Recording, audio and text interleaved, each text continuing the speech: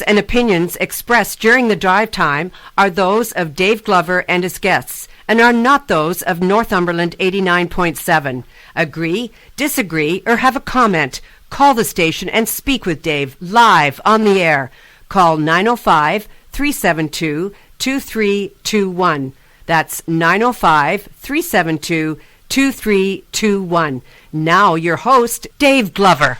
And thank you again, Wendy. Now, welcome back to the show. Joining me on the line is David Sullivan Nesbitt. You may know him on Twitter, as I said before the break, for his handle, which is Where Is My Canada? David1_David. Many people are following you on Twitter, sir, and very happy to have you on the show. Welcome, David. Thank you, Dave. I'm glad to be here. It's a real pleasure. Well, now I understand you're on a cell phone, so there could be some signal issues, listeners. I'm just giving you the heads up on that right now. David, let's talk about your situation. Now, you are a gentleman who suffers from post-traumatic stress disorder, yep. And how long has this been going on for you, sir? Well, I would look at it now that time has passed. I think I've had it pretty much since I was a child, and it kind of went into just a period where I could just handle it, and it was kind of a equilibrium. I could figure out how to live my life successfully. What happened, though, in September of 2012 is I was a witness to a violent incident, and it just re-triggered a lot of flashbacks and memories. And all of a sudden, out of nowhere, I was just diagnosed with PTSD. It just happened that quickly. Mm-hmm. Now, let's tell the listeners, if we can, a little bit about what your life was before the PTSD. I mean, you were a successful businessman. I understand you worked on Wall Street for some time as well as here in Canada. Can you give a little background on what your life was like before? Well, I was born in Toronto, and I went to business school at Western University, the Ivy School. I got an MBA there, and I graduated there. I worked in Tokyo for a couple of years, 3.5 years. And I came back then I did my MBA. Then I went and worked in corporate finance in Scotia McLeod in Toronto, and some periods in New York. And it was a very successful, you'd look at the resume, a lot of Canadians would be in the same shoes I was in, good universities or good background, and all of a sudden something just goes off the rails and PTSD came along like that. What happened after, right before I got PTSD, I worked the longest period ever, actually, in any job. I worked at Bell Canada for 10 years, and that's a long time. Mm-hmm. I lived in the same apartment. I rented for about 11 years. It was an average, just everyman kind of story. Mm-hmm. Any Canadian could have the background or, just your friends or relatives. It's something that was just a traditional kind of Canadian story that just a regular guy living the good life, living what should be the Canadian dream, I would think, right? Well, I mean, it was a good lifestyle. I mean, it wasn't opulent, it wasn't crazy, it was just comfortable, mm-hmm. and I didn't worry about where it was, rent or food or anything. Just like the average Canadian. Well, maybe that's not so much the average anymore, but it was just a typical kind of Canadian experience. And then after 10 years, I got PTSD. I was off on disability, and I went back to work, and that's when everything just started spiraling down. Bell Canada, for whatever reason, cut my psychologist, and then 2 weeks after I returned from disability, they fired me. And they still haven't given me any severance, and all my medical benefits were cut without notice. It was the most bizarre thing because you'd think, Dave, with their Let's Talk campaign and mm-hmm. the whole focus on mental health, you'd think that I would have been one of the lucky ones. You'd think that I would have been, had expert advice and opinions and medical well, you think practitioners supporting me, and it's been the exact opposite. Sorry, what was that? Well, one would think with their Let's Talk hashtag and their whole PTSD media circus, I'm going to call it that, if you will, that you're right. They definitely would have at least had some form of empathy, if not a little more discretion as to how they would treat an employee of their own who is suffering from PTSD. But the problem from their perspective was they didn't believe you, did they? No, I noticed that when I went back after my disability. It's something that, I guess any culture has its own kind of unwritten code and unspoken language and just nuances. And maybe when I went back to work, I could sense these people have no idea what mental health issues really are. Right. Well, it sort of spiraled. Been in it. What's that? I'm sorry. It sort of spiraled after that, though, didn't it? I mean, you were let go, and then there was a psychiatrist report, I understand, that was delivered to your employer, obviously outlining what your situation was. But they sort of turned a left turn on this, and they went in another direction in terms of how they were going to deal with you. Yeah, that's the biggest shock. I still can't understand.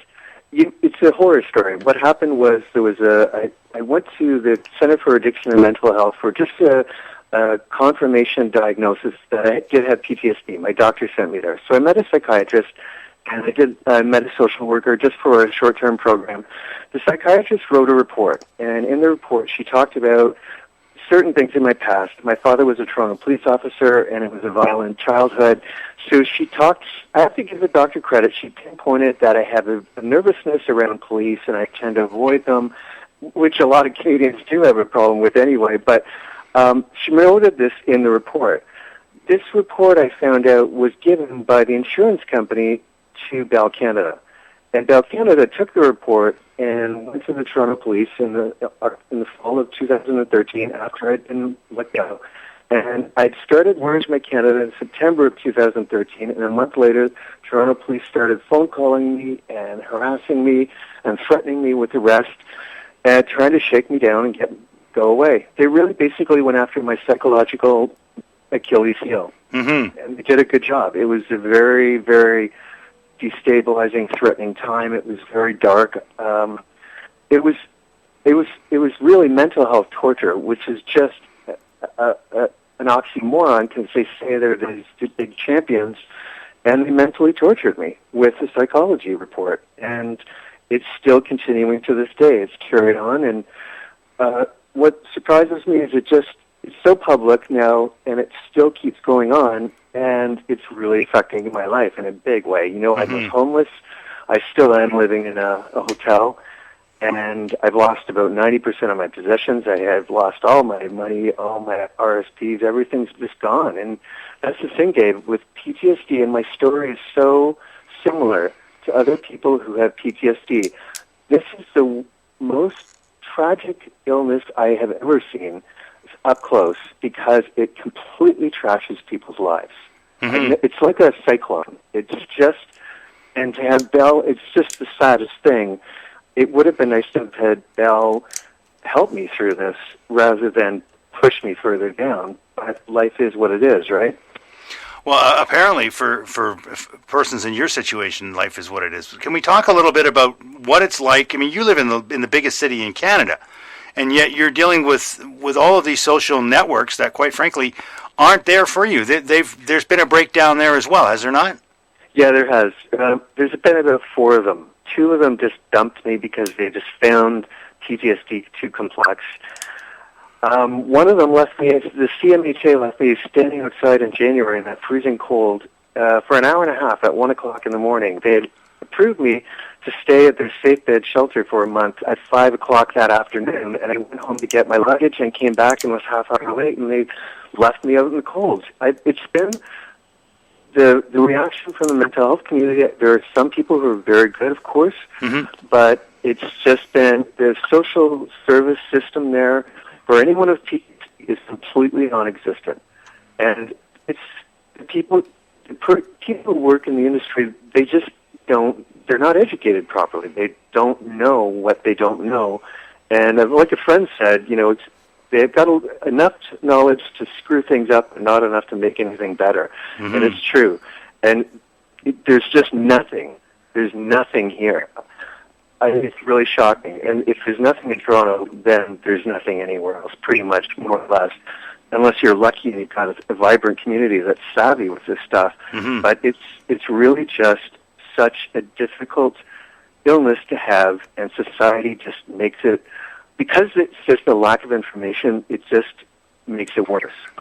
I don't think it's, purposeful. I don't think it's directed, but anyone who gets it, that's one thing that when this is all through, when I'm through with Bell and all of this, I've never publicly stated this, but I want to build I know how to finance it. Bell will be paying half of it. I'll be paying a quarter, and I'll figure out the other quarter, but I want a PTSD Institute in Toronto. I'll have to talk to people. I don't know if it should be an in-therapy, inpatient, outpatient thing, if it should focus on research. Mm-hmm. There's a huge gap in demand for understanding and knowledge of PTSD, and we can see the effect worldwide on the military. It's nothing to do with race or background. Anyone can get it, any age, any education level, any social level. It's just a rampant monster. Mm-hmm. Well, part of the problem for you, of course, has been the fact that your employer, not only did they dismiss you, but it's your assertion that they have been on a concerted effort to try and get you to either shut up or simply go away, and go away through whatever means. Now, they knew from the medical report that was provided to them by the insurance company of your abject fear of law enforcement, and the first thing they did, of course, was send law enforcement to your home. Can you give us an idea? I mean, obviously, a lot of people, when they think about PTSD, you hear about the families, but you don't have a family support network, do you? No, I don't. My sister completely betrayed me and actually accused me of criminally harassing her when she basically just wanted to keep all of Dad's estate. So, no, there's no family support either. I have a few cousins, and when I called them and told them I had PTSD, they just said, there's lots of resources out there, good luck, bye. And that was it. And again, Dave, that's very common with other PTSD people I've talked to. Their families just abandon them. It's these current themes. It's not my story. When I talk to people about it or when they read it, they think that it's unique to me, and in a sense it is, because it is, whereas my candidates, it's got that unique element.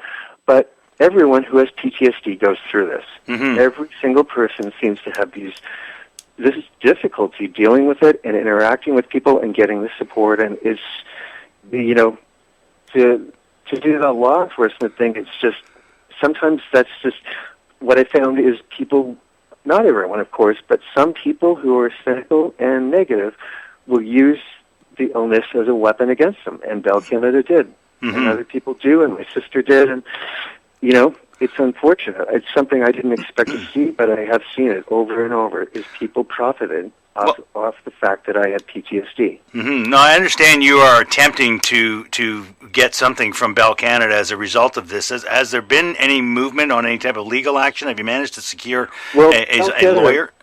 Well, the shocker, of course, is I was homeless and starving and had no money, and Bell Canada sued me.